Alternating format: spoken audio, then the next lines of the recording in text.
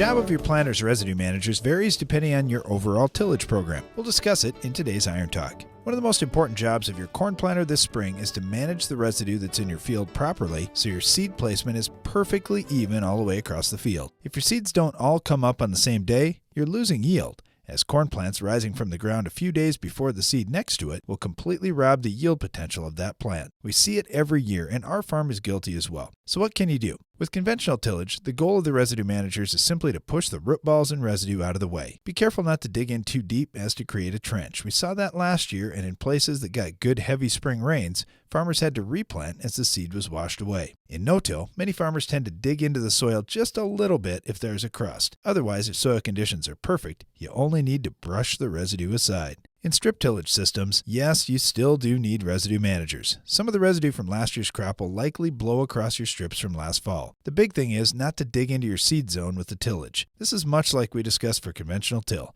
Just sweep the surface to get the residue out of the way and don't dig a trench. Finally, with all the tillage methods we discussed, make sure your residue managers sweep the residue far enough away from the row to get past your gauge wheels. If gauge wheels are jumping over residue from time to time, you'll get a very uneven planting depth and your yields will surely suffer. That's all for today's Iron Talk, and now back to the show.